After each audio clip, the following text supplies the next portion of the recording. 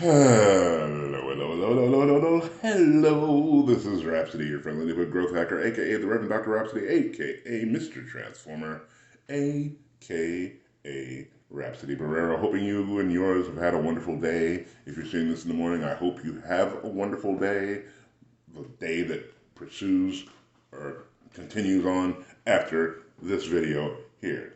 And today, I just positing an interesting thought, being inquisitive, if you will, playing devil's advocate, if you will. Basically, what if hell didn't exist? Okay, there are some people that are not going to find that funny at all. And to those people, I say, get to a comedy show, relearn what humor is, and continue on with your life. Okay, for everybody else, it's like, well, for me, it started with, a lot of things, but hopefully we'll cover it all. Um, there's this guy on YouTube. I think he must be some kind of a minister of some sort, but he just has these back and forth conversations with people who are of a different view or a different understanding than him. And this one time, he was talking to an atheist, and I thought it was interesting because he was talking to the atheist, and the atheist doesn't believe in God. Fine, but on the back side of that, it's like, to believe in God, you have to believe in good. He didn't believe in good, but he believes in evil. And to believe in evil, you could easily believe in hell if you believe in evil. And so the guy was like, okay, you don't believe in God, but you believe in evil. You know that evil exists. And the thing about that is, it's like what we call the yin and yang symbol, where there's this big white, almost like a bass clef with a little black dot in the middle of it. And on the flip side of that is a little black inverted bass clef with a little white dot in it, which is just a way of saying that nothing is completely evil or completely bad, and nothing is completely and totally good. There are a lot of people that wound up doing bad things that started out with the best of intentions. There are a lot of people that will say, put forth the picture of doing good things, like people that say open orphanages where they wind up trading the female children in the sex slave industry. From the front, it looks great. It looks like it's a good thing that you're doing. And but the reality is, it's not. So, on the plus side, to think about it, if there's no hell, who cares if T.D. Jakes is gay? Nobody. He's not going to pay any kind of consequences for that. He's just going to enjoy his life while he's here, and he's going to enjoy his life after he leaves. Or like Bishop Eddie Long being found out. Well, okay, like for somebody like that, you really wish there was a hell, because as opposed to somebody who lives an alternate lifestyle, that's fine. He was a predator. That's different. That, in my book, I would want a hell for that guy, because I want him to go somewhere where he has to deal with, like, I don't know if you ever saw the movie Little Nicky with Adam Sandler, where he has to deal with pineapples being shoved up his butt every day at 3 o'clock. Him and Hitler. And but the other thing to think about, I just, thought about it along with thinking about other stuff, is like, if the word got out, shh, don't tell anybody. If the word got out that there was no hell, churches might be empty. That would be sad for the people who are counting on donations to come in to do stuff. Or if they're truly about God's business, the churches would not be empty. They would simply flip over into service centers where they could give counseling to people coming off of the street, find ways to house the homeless, find ways to feed the hungry using the same money that they were just building up funds for to get a nicer looking building. I mean, if they're not using the space in the evening, they could actually take some of their patrons, some of their congregation, and use them as officials, as keepers, turning the church into a homeless shelter at night. Because they're not using it anyway. Think of the lives you would save just from doing that. It would be great. Of course, there's the other side of people running around just partying their nads off, saying, woohoo, no hell, and just, doing drugs all over the place, drinking all over the place, and all kinds of lewd and lascivious activities, figuring that there'll be no payment due. The challenge with that actually ties into what I was talking about yesterday. If you wound up going that route, there are bills that come due for the sexually adventurous, we'll say. The bill coming due could likely be you becoming HIV positive. That's a payment.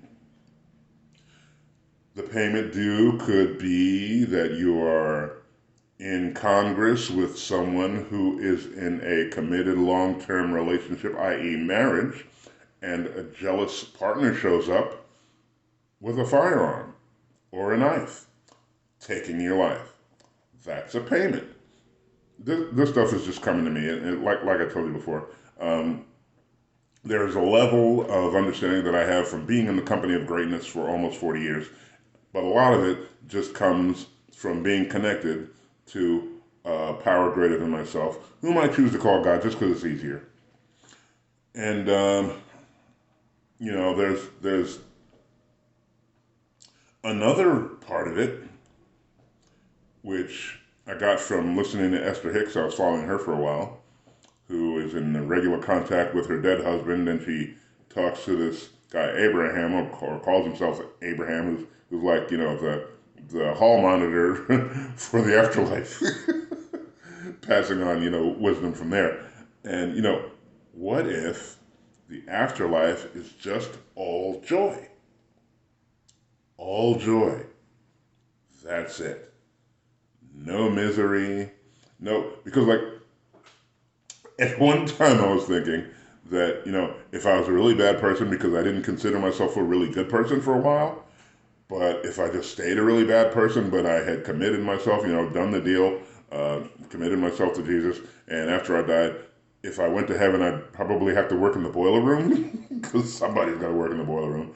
But then, maybe they don't need a boiler room. I don't know. But then, as far as the all joy, the continuous joy thing, it reminded me, if you haven't seen it, oh my goodness, I believe it's on Netflix. The name of the show is The Good Place. It's like nothing you've ever seen before. It only ran for 4 seasons. Binge it if you want. You're probably better off just doing like I do, and I would just watch an episode a day until I got through the thing. But it was just an idea of what heaven would be like if you showed up and just everything just was there the way that you wanted it. And there's an interesting twist to it that I'm not going to spoil, because that twist makes the show. So none of that. And speaking of afterlife, it's the other thing that I just can't seem to wrap my mind around. I have heard so many stories of people who have had flatline experiences and made it back and told all these wonderful things about what they saw. Okay, there's 3 groups. 3 groups. There's the group that have a flatline experience, sharing all of the good things that they saw, their idea of heaven, whatever picture that they had planted in their mind, painted in their mind of what heaven is supposed to look like. And that's what they saw when they flatlined, and they came back and wrote a book about it. Probably made a couple of dollars, good stuff, good stuff. The second group of people, I have heard of others who have flatlined, had an afterworldly experience, and they experienced hell. I'm guessing because somewhere in the back of their mind they were given the concept of hell and felt like they never really deserved to go to heaven, so that they were bad enough to deserve to go to hell. So to them, their afterlife was hell. Whatever picture of hell that they had constructed for themselves, that's where they ended up. They did not enjoy it. They were super glad to make it back from the flatline experience, and they wrote a book about it. I'm sure they made a couple of dollars. The third group, my personal favorite, they had a flatline experience where they went to the afterlife and saw nothing. Nothing. No angels and harps, no demons and pitchforks, no streets made of gold, no cauldron of everlasting fire that they had to sit in and stay in forever and ever and ever. Nothing. That brought me, after finding about the third group of people, that brought me to the understanding of this, that the afterlife is actually just like the before life. As Chris Duncan says from the Magnetic Mind Masterclass, we made it all up. Your current existence, you made it up. You made it happen. So it makes sense that if you pass on to the next level of existence, the next level of existence will be whatever you made up to be the next level of existence, which then brings us to the idea of it's probably a really good idea to build yourself a lovely afterlife experience that you fully believe you are committed to experiencing for yourself when you get there. Otherwise, you're going to have to go off of somebody else's experience. You're going to have to go off of what you think the experience might be. You're going to have to go off of nothing. Oh my goodness. It would be just so frustrating to me, excuse me, as I sip on my green tea in a mason jar. Nothing more country than tea in a mason jar. Okay. All right. It would just be so bad for me. Like, if I showed up to the afterlife after I passed on and there was nothing, I'd be like, I would like run around hollering, hoping somebody would hear me. Somebody off in the distance, I would run like crazy until I got up to them. I wouldn't even care what they looked like. I'd be like, hey, what is this? I did not sign up for this. To which they would respond to me, yes, you did, because that is what you were expecting to see in your afterlife, your version of the afterlife. And that was one thing that I heard a few moons ago regarding manifestation. That you don't get what you want. You don't get what you deserve. You get what you expect.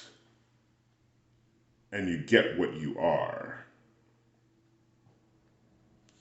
Yeah, you get what you expect thing, that keyed off something for me. But the you get what you are thing made so much sense to me. And I tried, Lord knows, Lord, I tried so hard to share with some of my female friends who are going around, worrying to themselves why they don't have a man. And I try to share the idea that, well, you get what you are. And some of them complain about getting all these dirt bags, and all that shows up in their life for them to choose from are dirt bags. And it's like, no. There's a part of you that is still holding on to dirtbag behavior, still holding on to dirtbag thoughts, still doing at some level, you're still doing dirtbag actions, and that is attracting dirtbags into your life. Not only is it attracting dirtbags into your life, you are attracted to dirtbags because that's what you feel like you deserve. Or maybe it's a situation where you're attracted to dirtbags because you think you can save them. You think you can fix them because you think they're broken, and the reality is they're not broken, you're not broken. We make choices, and we deal with the consequences of these choices, positive or negative. However it goes, that's how it goes, depending on who we are. That's why we need to work on ourselves. We need to get better about being us. We need to help ourselves grow. However you do that, groups, books, seminars, live events, whatever, online or in person, just grow yourself. Grow yourself, grow yourself, grow yourself, and two things happen. First of all, from growing yourself, you will attract a higher quality partner. Secondly, by growing yourself, you will find that the dirt bags are no longer of interest to you at all. You see one coming, you can see them coming because you're used to spotting dirt bags, even though you thought they weren't dirt bags. You thought they were, real decent people somewhere in there, but they weren't. But you can spot a dirt bag from a mile away, and after you've grown, after you've taken the time, spent the effort, spent the money growing yourself, you will find that you are no longer attracted to the dirtbag. You are no longer, as Melanie King puts it, I love it, you are no longer attracted to Chad and Tyrone, or Chad Roan, as she calls him. That's so perfect because it covers everybody. It's like no more Chads, no more Tyrones. It's like you grow and you find yourself just a nice, boring dude who's just off a little bit. Not wacky, crazy, need to call the cops, need to fill out a TPO off, but just a little off. Off enough for them not to be boring. And that's, for a lot of people, it's like you don't think that's your goal, but actually, when you get on your knees at night to pray and ask God for help, ask God for guidance, ask whatever you pray to, God, Allah, Buddha, universe, collective consciousness, whatever you pray to, when you ask it for direction and guidance toward the partner that is for you, that's actually what you're looking for. Because you're not really, it was interesting once back when you hadn't grown, but it's like you no longer have time to bail people out of jail. You no longer have time to be up till all hours of the night partying and getting wasted and having to show up for work the next day all hungover. That is miserable. I'm here to tell you, it's miserable. It's not fun. And after you've gotten to a point of growth, you will get to the point where you're like, you know what? That guy that I friend zoned however many years ago or however long ago, if they're still available, okay, I'm not going to go there because that was just a nasty thought. But let's just say that there are female predators looking for those guys too, because they're looking for an ATM machine. But I digress. But if you check in your friend zone, you will very likely find guys that you are interested in, that were interested in you, people that you are now attracted to because you are now a different person. I was going to say better person, but you're a good person. You're a good person now. You'll just be a better person after you've done some work and grown yourself and gotten more aligned with what the big picture is for your life. And I want to say these people will just show up, but like I say, they're probably already there. You just need to go back through your friend zone and say, oh, yeah, I remember him. He was pretty cool. Or, oh, I remember her. She was not half bad. Or, oh, what about that one? At one time, I was seriously considering that one, but like he said something stupid one time and I wrote him off because I don't know what it is. Guys just have a tendency to say stupid stuff sometimes, and guys don't even know. They could be like 5 minutes away from taking the skin boat to Tuna Town, but for saying something stupid. Not that that's the goal, but that's part of it. At least for me, that's part of it. I'm like, yeah, being holy is all that is good and everything. I'm just like, but you got to be meeting my needs when we're done saving the world, okay? Okay. On that happy note, I thank you for your time. I appreciate you. I love you so much. Thank you so much for spending time with me today. I greatly, greatly appreciate it. Please like the video. Please share the video with your friends. Please comment on the video. Please subscribe to the channel so that we can grow and get the word out to more people about all this wonderfulness that's just floating around that I just happen to have access to, and I'm able to break it down in a digestible form to share with you. So that's it for today. We'll see you tomorrow. And oh yeah, haha, mentioned Chris Duncan and the Magnetic Mind Masterclass. There'll be a link in the description or a link in the post for you to get 1 free week of the Magnetic Mind Masterclass, and that will blow your mind.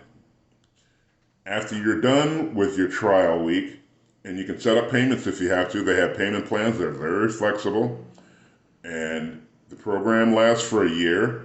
After a year, you're going to be a different person. You literally are. We refer to it as the last personal growth program that you'll ever need because it is the last personal development program that you will ever need. I'm here to tell you facts, facts, facts. So click on the link in the description, check out the free week of the Magnetic Mind Masterclass, sign up for the year's journey, and there's a community that is just full of nothing but warm, fuzzy, loving people that want nothing more than your growth, and you will grow to a point where you want nothing more than their growth. The coaches are phenomenal. If you check out, oh yeah, there's 7 live sessions every week, and the live session on Tuesday is the one that has Chris Duncan, the founder of Magnetic Mind, and you want to make sure you catch that, because that'll just like open your whole brain up and just make you aware of what's possible. And there's a lot possible, I'm here to tell you. Anyway, so that's it for today. We'll get back up with you tomorrow. Until then, enjoy the rest of your day. Have a good night. We'll see you tomorrow. Oh boy, everybody. Yeah.